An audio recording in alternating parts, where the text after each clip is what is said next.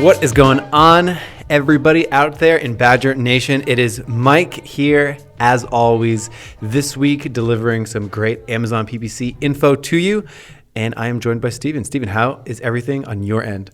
Man, things are great. It is definitely cooking up the heat out here, and I feel like I'm getting ready to pass out as we enter August. Yes, you know what? Ad Badger has entered, finally, after months and months and months of trying, we finally accomplished an incredible feat. I think we're a real startup now because now we brought Super Smash Brothers into the office. That's right. Now we had some, our Wi-Fi was down for a little bit, so we killed time with playing some Smash Bros as a team. That's right. So we, in fact, speaking of more Ad Badger-y news, we actually have two new team members who are joining us this week. So shout out to Kyle and Jeff out there in the team Badger. Kyle, new digital marketer, new Amazon PPC professional, and Jeff, senior engineering manager. Really great positions. It's awesome. Yeah, we're stoked to have them. Mm-hmm. And just a quick reminder, if you have questions about Amazon advertising, maybe you want to get something clarified that we maybe mentioned on the show, or maybe there's a topic that you'd like to see us talk about, at badger.com/voicemail. We would love to hear from our podcast audience. And I think podcasting by far has become my favorite medium to produce, more than blog posts, even more than videos in some ways. I feel like the podcast audience is really special because like blogging and YouTube videos, it's like people are search. They see it, they get the info, and they leave. Whereas the podcast audience, like, this is a pretty special gift everyone out there is sort of giving us the opportunity to talk to them for 30 minutes a week, and we really apprete it. Thanks, everybody out there. Are you a big podcast listener yourself, Michael? I am. Where do you listen to podcasts? When you're driving, at the gym? No, at the gym, that's like mental break time. I don't want to like really learn anything at the gym. Also, I do CrossFit, so I can't really listen to podcasts when I'm CrossFitting. No, often cooking and cleaning, walking the dogs, and driving to work. Those are the podcast times. Yeah, good times. Mm-hmm. Right on. Do you listen to podcasts? Well, yeah, folding laundry is definitely like the optimal time for podcasts. No doubt. Yes, for sure.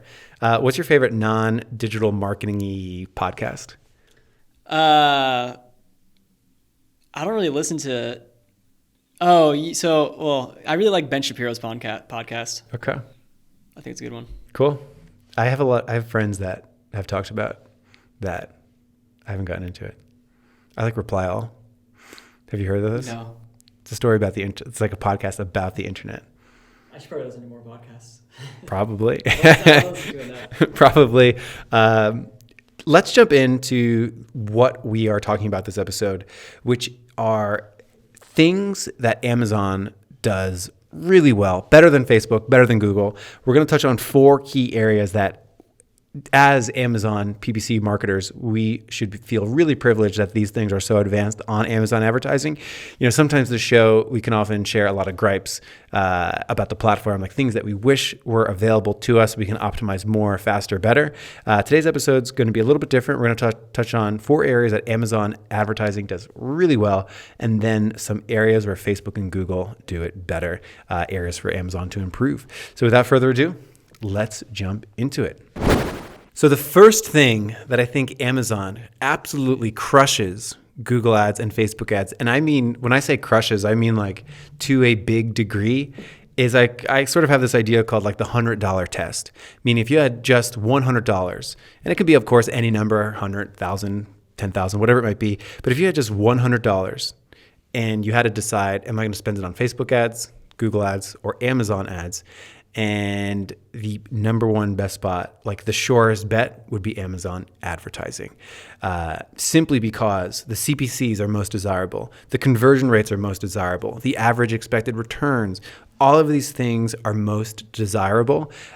Whereas on Google ads, the range from one Google shopping campaign to the next, or a search text campaign to the next search text campaign, or even on Facebook, the variance is so huge that on Amazon, it's fairly centered around its averages. So without a doubt, if I just had my last $100 to spend, it's going to be on Amazon advertising.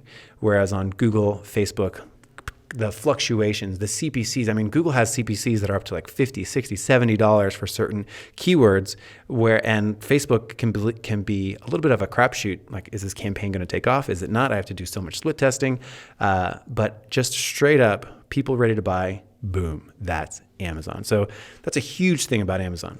Right. The conversion rates that we've said before on the show, they're about triple on Amazon than what they would be on like a Google Ads. And part of the reason for that is, and even like Michael, you and Kiri Masters were saying last week, Amazon advertising is very specifically bottom of funnel advertising, right, because these are shoppers, right? They're already there to buy. They're already in the store. You just got to put your product in front of them. But with Google Ads, people have all kinds of different intents. A lot of times someone's just looking for more information. They're just trying to do research. Yep. And another thing is actually a lot of people on Google, they'll do their search on Google, maybe find a store that has it, and then go into the store and purchase it. So you don't actually see that data, digitally. Like an offline conversion. Right. So with Amazon though, when people are searching on Amazon, they're not going to a store afterwards. They're buying it on Amazon. So you definitely just have better measurability there as well. And I bet even if there was, like, you start to see like Amazon grocery stores starting to pop up here and there, I almost would bet that, like, because Amazon is like a digital first company, that even that, I'd bet the online to offline conversions on Amazon is going to be so much better than Google's online to offline conversions. So right. And I do think it's actually very, very ironic what Amazon's doing with building these brick and mortar stores, because I'm a book lover myself. I'll always opt for a paperback over a Kindle or whatever. And it made me so sad when like Barnes & Noble was going out of business because Amazon put them out of business. And once all the Barnes & Nobles are gone, one of the first things Amazon does is they open up in downtown Austin, not downtown, but at the Domain in Austin, a brick and mortar bookstore, Amazon bookstore, and that's just wild to me. As humans, we're never satisfied. We're never satisfied. It's like, oh man, why would I want to go to a bookstore? I can just buy this online. And then it's like, I want to go look at this at a bookstore. Right. It's like our phone sizes. It's like they make the phone bigger and we want that, and then they make it back to the original size. And we're like, whoa, it's smaller. I want that. I'm still waiting for my like Motorola Razr throwback phone. They're going to bring it back. I'm ready. It's going to sell out. Best phone ever. Let's move on to point number 2 of something that Amazon does really, really well. I don't know if Amazon marketers know this, if they've never done Google Ads, but on Google Ads, Google Shopping is essentially just an automatic sponsored product campaign, in the sense of you put your product there and that's it. There's no keywords to pick. There's not much segmentation analysis that you can do. You just sort of set it up and you launch it. And there's some nuanced ways to get the most value out of Google Shopping campaigns, but for the most part, it operates kind of like an automatic sponsored product campaign. And if you talk to someone who only does Google Ads and you tell them that, hey, on Amazon, you have automatic sponsored products, which operate just like Google Shopping, but then you can actually take the search terms that convert really well, peel those out, stick those into a manual sponsored product campaign, and you get the same good ad type that like looks like a product ad, except now you get to bid aggressively just on the keywords that convert really well.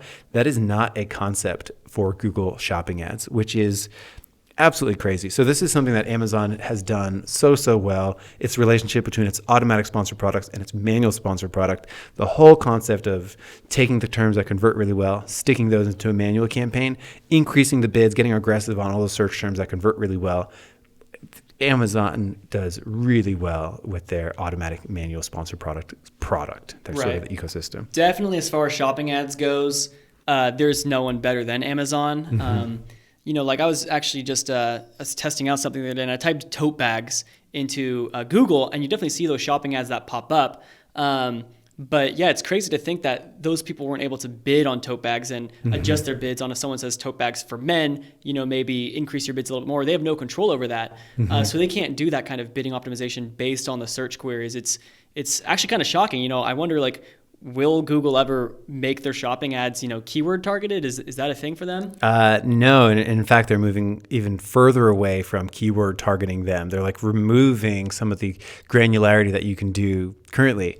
So it's actually pretty darn interesting. Also, follow-up question for you, Stephen. Are you getting me a tote bag? little gift? Well, I didn't want you to find out, but Oh, man. it was for your birthday. People on the podcast, hear the info first. Thanks so much, Stephen. Really appreciate that.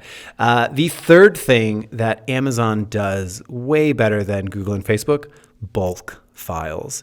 Now, bulk files, I think it's funny, Stephen. You were working on a bulk file the other day for a VIP customer of ours, and you were showing someone on the team who is new to bulk files how to get the most value out of it. And I was like, whoa, jumping right into the deep end with bulk files. And you're like, this is the way that Amazon PPC should be done. That's right. So tell us about your love for bulk files. Why is it such a win for Amazon advertising to have bulk files? Yeah, after actually diving into bulk files, there's been no going back for me. Mm-hmm. In fact, we have one client who they're on the Kindle direct publishing advertising platform, and there are no bulk files for painful. And I feel like I'm going back into the dark ages when I have to adjust every bid for every keyword individually. It pains me. But I mean, bulk files, I use them for almost all of my operations now, whether I'm launching new campaigns, doing RPSB, launching new ad groups, moving target, anything. I basically only work in bulk operations now. So it's just, there's a lot more that you can actually do with these than like the Google AdWords editor, or I guess Google Ads editor. Their kind of offline version that is also kind of dealing with spreadsheets. It's supposed to be similar, but one thing that I think just makes bulk files kind of so much powerful is when you download a bulk file from Amazon, it actually downloads data with all of your keywords and ad groups. So you can actually see exactly how many impressions, clicks, how much ad spend, how much revenue. And so you can actually just manipulate all that data and make all your bid calculations right there on the sheet. Whereas with Google, you would actually have to download a few different spreadsheets and kind of compile it all from there. Right. There's really no one good spot and Amazon does have this, where you can just grab the entire account in a spreadsheet, which is just really cool. Because if you have all that data in a spreadsheet, you can make all of the tweaks that you'd want, and you can do it pretty fast. I mean, you're only limited by the speed at which you can use Excel. So we have an entire podcast episode on bulk files. Definitely check it out. If I had to put a percentage on people that actually use bulk files and understand them well, I'd probably have to say just like 1% of Amazon marketers. I would say if you're using the web interface for your ad optimization on Amazon, you should be without a doubt using bulk files. You can get so much done so much faster, and sort of turns you into a high-powered Amazon PPC optimizer. Only way I think you can optimize bids daily well is with a bulk file if you're not using a software tool. Let's move on to the last thing that Amazon does really, really, really well, which is the native view of these ads, the integration to the user experience. Steven, you want to talk to us a little bit about how Amazon embeds their ads, maybe compared to like a Facebook or Instagram? Yeah, and so for people who aren't familiar with the concept of native ads, I think I could be wrong about this, but I think it was that kind of became a really popular idea by the guy who's considered the father of advertising in the 60s, David Ogilvy. He started running like Guinness ad campaigns, where they basically planted the Guinness ad in a big kind of poster that you would want to have in your house, which was like how Guinness pairs with different cheeses or something like that. And it was just a really beautiful looking poster that the average person would want, and they were giving them out for free. And the reason why they call it a native ad is because it's not intrusive. It doesn't feel like an ad. It doesn't feel like it's invading in your, personal life, and just people like, advertisers are shouting at you, buy this thing, buy this thing. I'm looking at this thing anyway. Exactly. So that's really become popular. And that's why with like with Instagram, you'll see now a lot of times you'll be scrolling through your news feed, and Instagram ads are now sometimes trying to make themselves look like it's just a friend in your news feed and not look like an ad. So Amazon has this perfected because their ads literally are the exact same as a normal product listing. The only difference is it's getting a little paid boost, so it's a sponsored listing. But you could hardly even call it an ad. When I show people, like, make a search on Amazon, you're at the Amazon search result page, you like do a Command F on your computer or like a Control F, like Control Find in your browser, and you just start typing in the word sponsored, and it'll say something like 20 words say sponsored. And then like you start hitting enter, and it's like highlighting all of these sponsored placements. A lot of times people are just like, what? I didn't know there were so many ads on their search result page. Exactly. I mean, we're talking about dozens of ads on a particular search page on the top, in the middle. I mean, an ad in the middle of search results, Google doesn't have that. Facebook ads traditionally, like, that it's an ad, and people, savvy advertisers make their ads on social look like a post that they would see anyway. But on Amazon, it's done by default. You don't need to waste any creativity muscles thinking about what you want your sponsored product to be, because it's literally just like the organic results, which is really incredible, which is sort of related to the $100 test of why it's got such great conversion rates and return on ad spends. And a recent survey that was actually put out by another Amazon PPC company, they showed that of the thousands of people they interviewed, 66% of Amazon shoppers said they don't even recognize the ads. They don't even notice them. Right. And another 22% said they notice them, but they don't bother. They're not bothered by them. They think they're relevant, which leaves only 12% of people who noticed a little thing that said sponsored and maybe skipped past it. But to have an 88% basically approval rating of ads is pretty remarkable. Right. And these are the things that Amazon advertising is doing so well. And I hope they continue to improve this. I hope they can keep CPCs low and sort of that $100 test sort of hypothetical. I hope they can keep their CPCs low, so that's always true. Like, I love the fact that it's like Amazon is the best ROI-driven ad platform. I do love the fact of the control level that you have on the sponsored products. Bulk files are such a treat to work with. It's got some quirks, but for the most part, it's really delightful to work with. And then the native nature of the ads themselves. I hope Amazon doesn't lose that with making their ads seem more like more addy, if that makes sense. Right.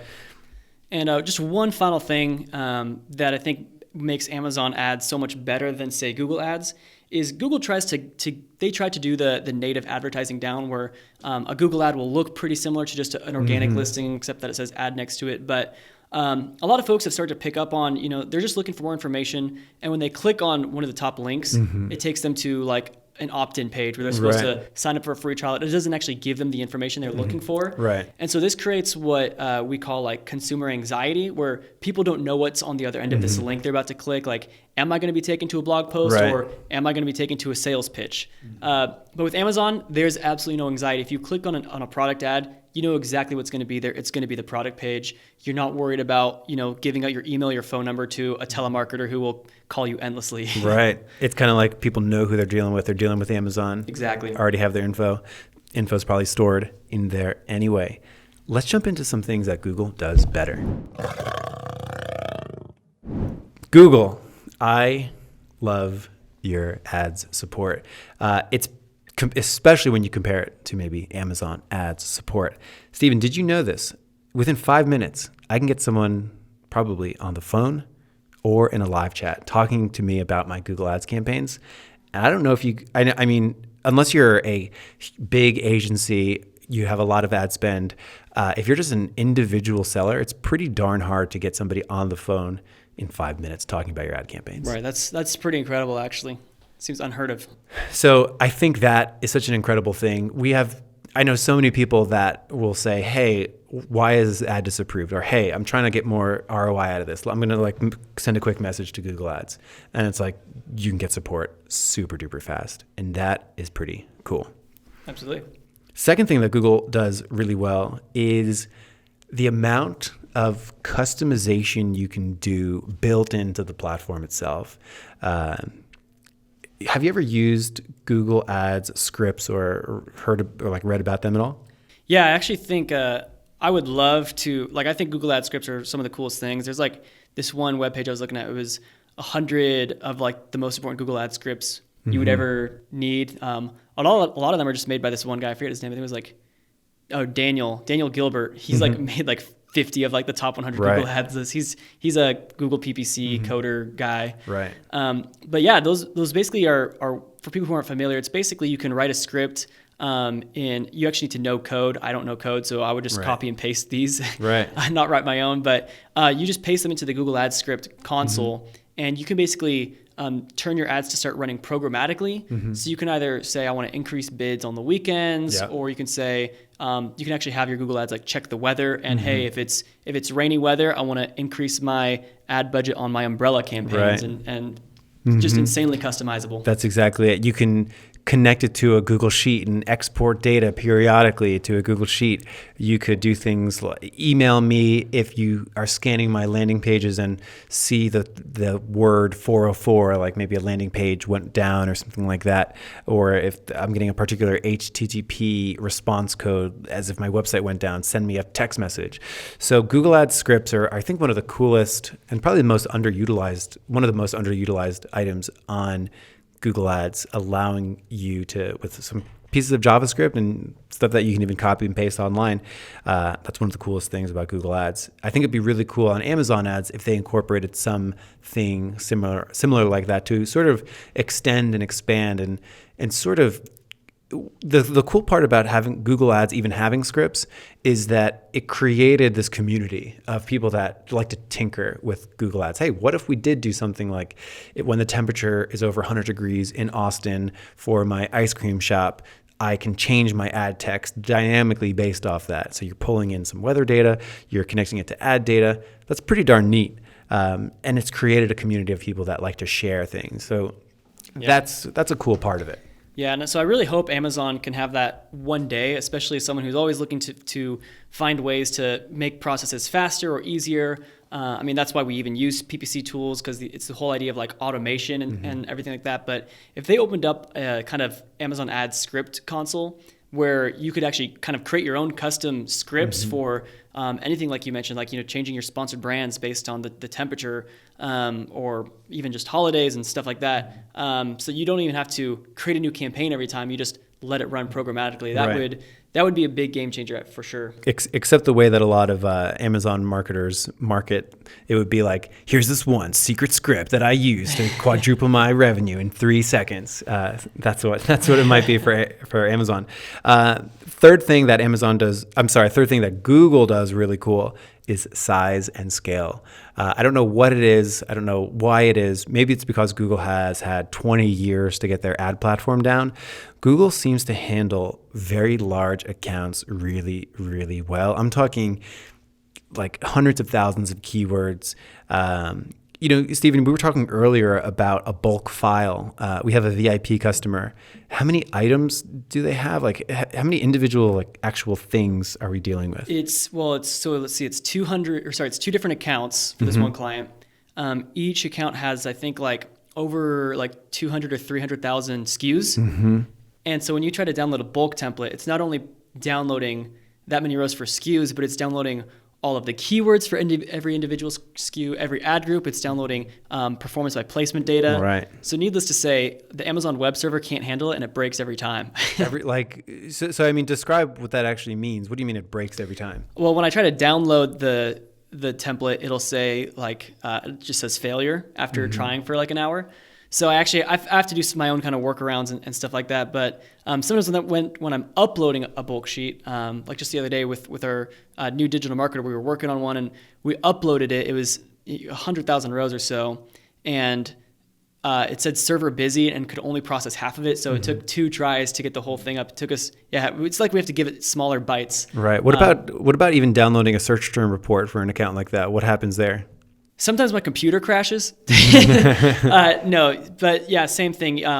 It's just everything just is, Amazon just, I don't know if they're fully built out for accounts that size. I'm sure they will be soon. I know their development team's working really hard at trying to grow, but they definitely have some issues to sort out. Another thing that comes to mind that Google does really well is just multi-account management, multi-country management. If you have one ad account that's advertising in Canada and US, that could actually be the same campaign on Google Ads. So you can it has the exact same currency on Google Ads. And even if you wanted to, you can segment the Canadian campaign and the US campaign into two separate campaigns.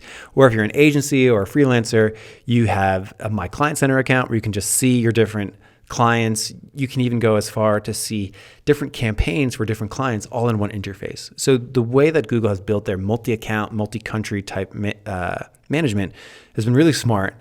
However, on Amazon, even if you want to switch from it's impossible to see your US campaigns and your Canadian campaigns at once. And, we have loads of accounts inside our Amazon account. And I mean, when you're looking for a particular client, Steven, how hard is it to go and find them? It's incredibly aggravating. Is there a search box that you can type There's no them in? search box. And if you type, Command F and type in the name, that only works if they're on page 1. If they're on page 2, then you're not going to find it. So then you got to go to page 2. It's horrible. It just seems like such an oversight. Mm-hmm.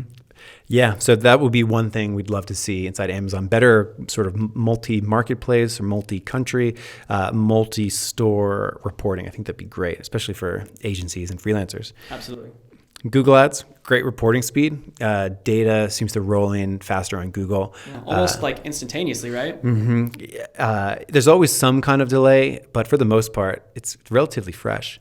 And I think that's really important too, because when you start to get into really big accounts, it's okay with smaller accounts. Maybe they're only spending $30 a day. It's like, or to use the example, they spend $24 a day. That's like an average of $1 an hour. But what about, $24,000 where every single hour, $1,000 is going by, and you need to be looking at things and monitoring it, during Prime Day. Are we going to hit our budget or not? Are we maxing out, or is it worth the bid increase that we've done? Do we need to increase budgets more? It is very painful to have that data delayed on Amazon. So I hope that they can shrink that reporting delay on Amazon.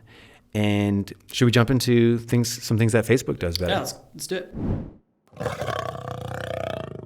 Now, this first thing that Facebook does better, I think it's definitely one thing that's at the top of my wish list for Amazon ads. It's definitely in the top 5. Audiences, retargeting, demographics, being able to create campaigns specific to a particular audience.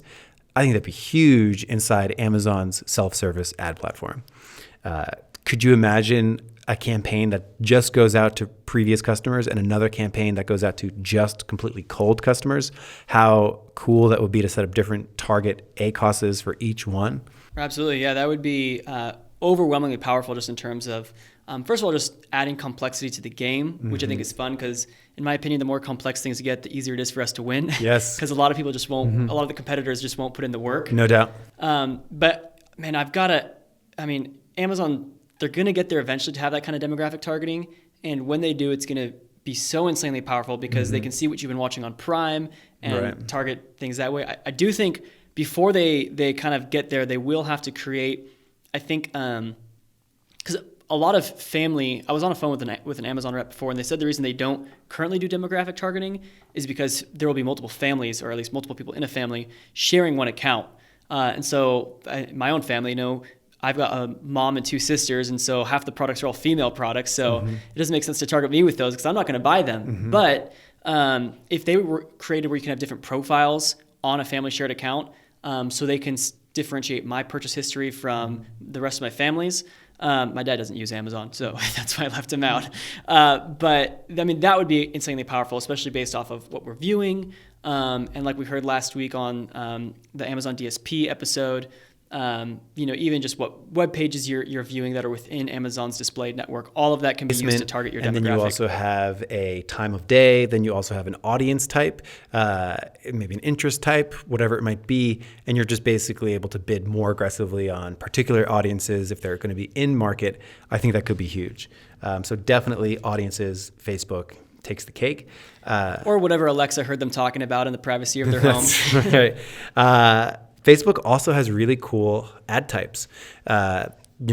Story ads are fun. Video ads are fun. Instagram has sort of e-commerce-y ads where you can actually connect your product feed to Facebook Business Manager so that when people are looking at your Instagram ads, you can actually see the products that are in the ad, which is really cool. I follow G-Shock watches on Instagram, and a lot of times in their posts, organic posts even, it'll like have a little button, a little link that I can click on and interact with the product that's in the image, which is really neat.